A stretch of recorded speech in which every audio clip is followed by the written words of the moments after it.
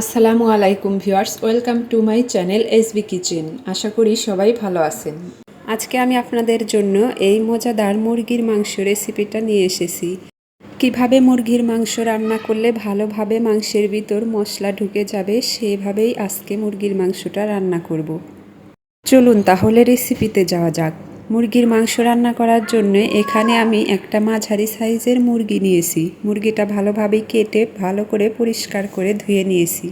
মুরগি রান্না করার জন্য মুরগিটা আমি প্রথমে ম্যারিনেট করে রাখবো। এর জন্য এর ভিতরে দিয়ে দিলাম 3-4টা মাঝারি সাইজের পেঁয়াজ কাটা, আর দিয়ে দিলাম 1 টেবিল চামচ আদা রসুন বাটা।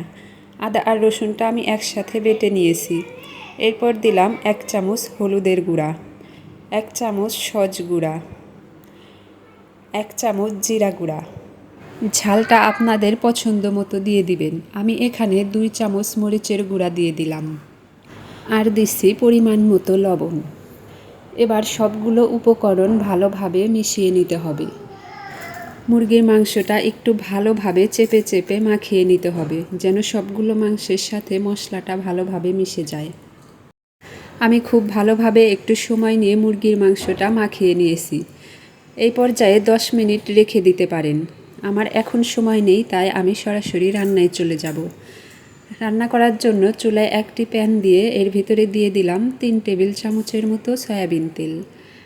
তেলটা একটু গরম হয়ে আসলে দিয়ে দিলাম 3 টুকরা দারচিনি, 4-5টা এলাচ ফল, 3টা ছোট তেজপাতা, 2-3টা লবঙ্গ, আর দিয়ে দিচ্ছি 4-5টা গোলমরিচ। এবার এগুলোকে তেলের সাথে 1 মিনিটের মতো একটু ভালো করে ভেজে নিব। অবশ্যই খেয়াল রাখতে হবে এই পর্যায়ে চুলার আঁচটা একদম লোতে রাখবেন, না হলে এই মশলাগুলো পুড়ে যেতে পারে। 1 মিনিটের মতো ভাজা হয়ে গেলে এখন এর ভিতরে দিয়ে দিলাম ম্যারিনেট করা সেই মুরগির মাংসটা। মুরগির মাংস দেওয়ার পর এবার তেলের সাথে মুরগির মাংসটা ভালোভাবে ভেজে নিতে হবে। এই কাজটা সময় নিয়ে করতে হবে, প্রায় 3-4 মিনিট ধরে এই কাজটা করতে হবে। এই পর্যায়ে যতটা ভালোভাবে কষিয়ে নেওয়া যাবে ততটাই ভালোভাবে মুরগির মাংসের ভিতরে মশলাগুলো ঢুকে যাবে। মাংসটা কষাতে কষাতে যখন দেখবেন কড়াইয়ের সাথে এরকম লেগে আসছে আর কষানো যাচ্ছে না, তখন এই পর্যায়ে দিয়ে দিবেন পরিমাণ মতো পানি। পানিটা এমনভাবে দিতে হবে যেন সেই পানিতেই মুরগির মাংসটা পুরোপুরিভাবে সিদ্ধ হয়ে যায়। যেই বাটিতে মাংসটা মাখিয়ে রেখেছিলাম সেটা ধুয়েও একটু পানি দিয়ে দিলাম, কারণ ওই বাটিতে অনেকখানি মশলা লেগেছিল। এবার মাংসগুলো পানির সাথে ভালোভাবে মিশিয়ে নিতে হবে। ভালোভাবে মেশানোর পর ঢাকনা দিয়ে ঢেকে মিডিয়াম টু লো হিটে জাল করে নিতে হবে। কিছুক্ষণ পর ঢাকনা তুলে মাংসটা আরেকবার এভাবে নেড়ে দিতে হবে। একটু নেড়ে দিয়েই ঢাকনা দিয়ে আবার ঢেকে রান্না করে নিতে হবে। প্রায় 15 মিনিট মিডিয়াম টু লো হিটে মুরগিটা রান্না করে নিয়েছি। আমার মুরগিটা সম্পূর্ণ সিদ্ধ হয়ে গেছে আর রান্নাও প্রায় শেষের দিকে। এই মাংসটা এখন আমি সোমবার দিয়ে নিব। তার জন্য অন্য একটি প্যান চুলায় দিয়ে তার ভিতরে দিয়ে দিলাম 1 টেবিল চামচের মতো সরিষার তেল। তেলটা হালকা গরম হয়ে আসলে এর ভিতরে দিলাম একটু রসুন কুচি আর পেঁয়াজ কুচি।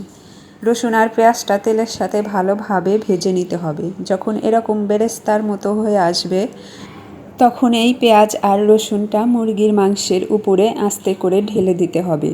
আমার মাংসটা অনেকটাই শুকিয়ে গিয়েছিল, তাই এর ভিতরে আবার 1/2 কাপের মতো পানি দিয়ে দিয়েছিলাম। এবার পেঁয়াজ আর রসুনটা দেওয়ার পর ঢাকনা দিয়ে ঢেকে রেখে দিতে হবে।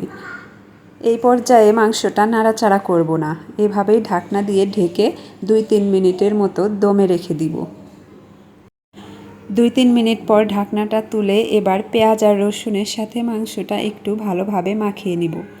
আমার মাংস রান্না করা হয়ে গেছে। এবার ভালোভাবে একটু মিশিয়ে ঢাকনা দিয়ে চুলাটা বন্ধ করে রেখে দিব। এই পর্যায়ে একটা কথা না বললেই নয়, যারা সরিষার তেল পছন্দ করেন না তারা অবশ্যই সোমবারে সয়াবিন তেল দিয়ে দিবেন, কারণ এই পর্যায়ে সরিষার তেলের সেন্টটা মুরগির মাংসে থেকে যায়। ভিউয়ার্স, হয়ে গেল আমার কষানো মুরগির মাংসের রেসিপি। এভাবে মুরগির মাংস রান্না করলে অনেক ভালোভাবে মুরগির মাংসের ভিতরে মশলা ঢুকে যায়।